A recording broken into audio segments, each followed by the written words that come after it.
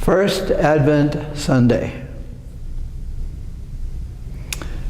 The readings, the first in the Gospel, are a bit in contrast. The first one and the psalm response is, we will rejoice and we will go up. We'll go up, let us go up the highest mountain, Jerusalem, Zion. Let us go up there, and up there, God will teach us.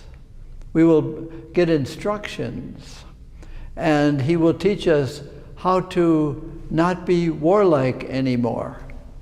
We will be peaceful, but we have to go up there. And we rejoice that we're going to the house of the Lord. The gospel and the good news is that this house, each of our lives, is the house that God goes into. And Jesus is within us. That's our belief. And the whole thing is about being watchful for all the ways He is coming to us, helping us. Not like the people who were inattentive in Noah's time, frolicking and carrying on, and they didn't get to go into the ark. They were left. And then Jesus says, be attentive, be awake for how this God is coming to you. And that's what Advent is about, waking up, being attentive to the God who is always coming. That's our theology. That's our belief, that this God does not wait for us to go up. God waits for us to receive all the ways that He is coming. And some of the ways He comes we don't like. But He says, be attentive, be awake. What would that mean, to be awake? I am doing physical therapy exercises for my lower back. And so every morning I fall out of bed almost onto the floor, and I do these exercises. There's one, maybe some of you know, the calf and cat, where you bend your back and you get into contortions. And the whole thing is contortions. Stretching your legs, lower back, all kinds of things. You know what? It does wake me up. When I'm done with them, it takes about 15 minutes. I'm really alert.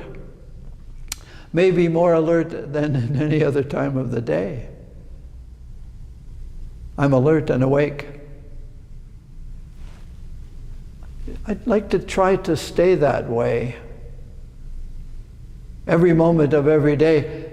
This God who is within me is coming to help me see the goodness of my life, the goodness of others, to be attentive to the ways that God comes to affirm that. Some things that come into our lives are painful, like lower back problems. But to be attentive to what is given after the pain. To be attentive to that. No, we just want the good things to come. No. What we are waiting for in Advent is an awakening in us about all the ways we are receptive to God's coming, and those, how to pray with what is our resistance to His coming.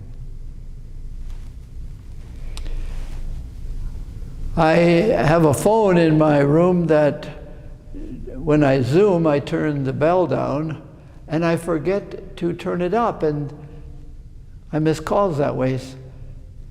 So this morning I got a call, and it just happened that I had raised the bell. The bell sounded, and I got the call.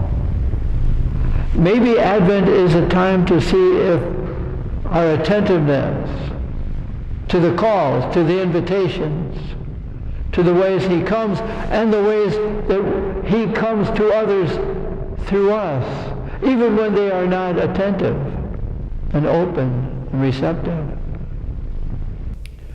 I remember when I was a young lad in my hometown of Milwaukee, there were streetcar tracks, and every Saturday after Thanksgiving, there was a Santa Claus parade. They'd hook two streetcars together, and on top of it, in all decorations, was Santa Claus and Metek, his helper, and Billy the Brownie, and there was music and presents, and it was really big.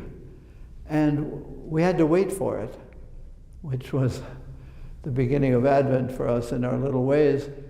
And when I was very young, I was convinced that we waited and Santa Claus was going to come on the other tracks that intersected the north-south tracks.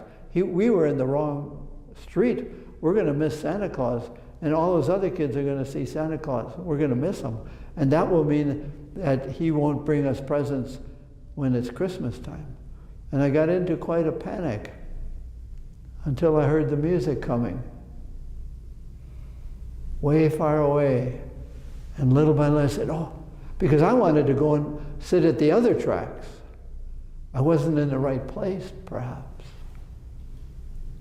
Wake up. Be attentive. Be listening. Jesus has come.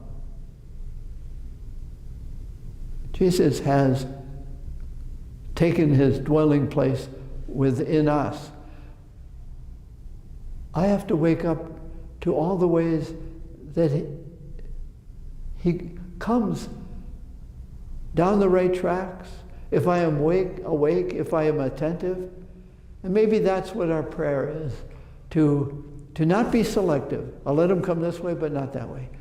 God comes to us in a way that's good for us. Imagine that. Love wants to be attentive to where the beloved is. God is attentive to us and comes to us where we are, if we can be awake and attentive to where we are. We listen. We watch. We try to see, it is God giving me again so that he can give me again to his brothers and sisters. It's the beginning of Advent. It's the beginning, the morning of waking up to whatever exercise makes us attentive.